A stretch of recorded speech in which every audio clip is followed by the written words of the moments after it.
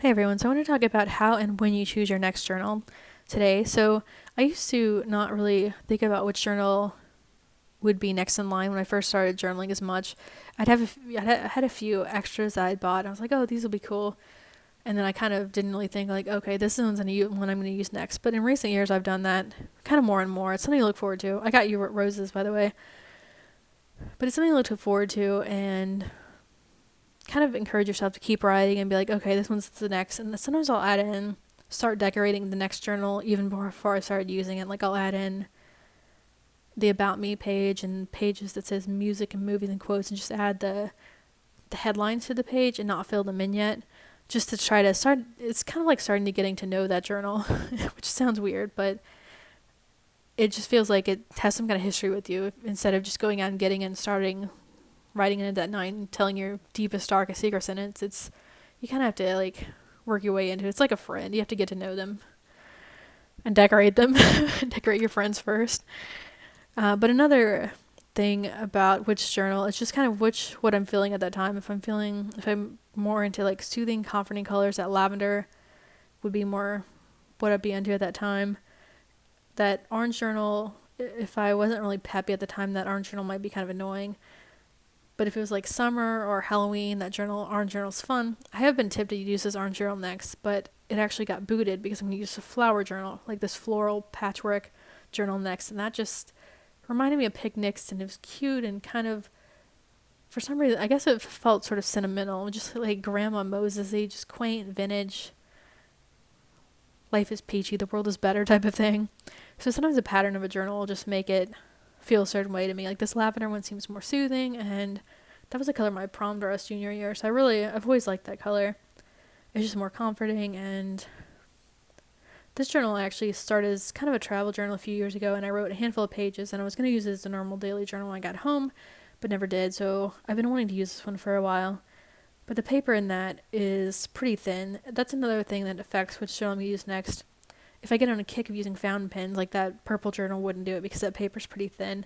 That's one of the markings one, which works fine for rollerball and gel pens, but I like really inky fountain pens. So I think about what I'm going to do with that journal. Think about what I'm going to do with that journal. Ooh. But if I want to collage with it and paint with it, some journal paper works better than that for others. If I want lines or not, I usually do want lines. Sometimes line spacing is just ridiculously large and annoys me. Like that floral patchwork journal I'm going to use next, it has ridiculously large lines for some bizarre reason. It's just, I've never seen lines that large. So I think I'm going to write 2 to a line, and hopefully that won't annoy me enough to not use it. But the pattern won out even on top of the paper. So sometimes the cover is just feels right at the time, and it is either nostalgic or reminds me of a reminds me of something, a happy past, another place, or is a journal that I've had in my life for since 2007, like that green plaid one I used more recently. Sometimes if I want to be nostalgic, that can make paper be less important too. Like that green plaid one had relatively thin paper compared to this one I'm using right now, this blue one. This one has no lines, and this one's heavy. So that's another thing I think about what I'm gonna do with that. This whole thing sounds bizarre. But what I'm gonna like where I'm gonna take that journal, what I'm gonna do with it, if I'm gonna collage with paint, this journal will be good for that. But if I want to take it out and picnic with it and take it around to see like sightseeing around the city, this thing is heavy, so I wouldn't want to take it places, and it's just large and kind of bulky. So for like summer and when it's a million degrees outside, that orange journal is more tempting because it's easier to take with you to the lake. It's lighter. It's not leather, so if you're like sweating, melting, it's a little bit less melty than like a leather cover. But yeah, I think about what I'm going to do with it. If it feels nostalgic, or if I don't want it to feel nostalgic at all and I just want it to be a plain color. If I want it to be floral and like peppy looking, or if I just want kind of a neutral color, like a gray. I have a gray marking journal like that lavender one there, and I've been tempted to use that a number of times now.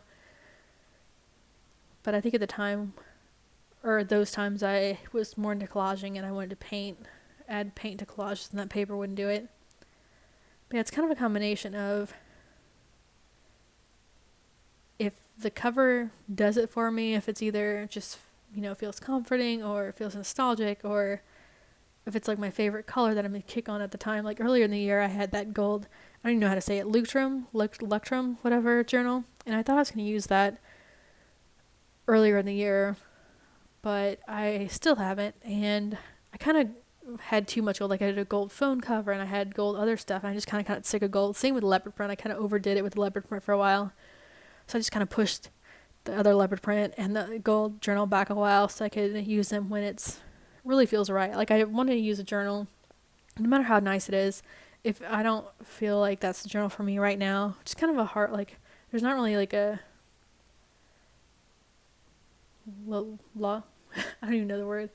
There's not like a really way to say like, okay, this is what turns you off of a journal. It's just kind of like wearing an outfit. Sometimes you'll get on a kick and wear a certain outfit for a while, and then you'll just get sick of it and not want that style anymore. It's kind of like that with journals. You just have to be in the mood for that type of pattern and think that paper will work for you, and not be sick of that color because you've gotten on a kick and worn that color too much or used that color too much.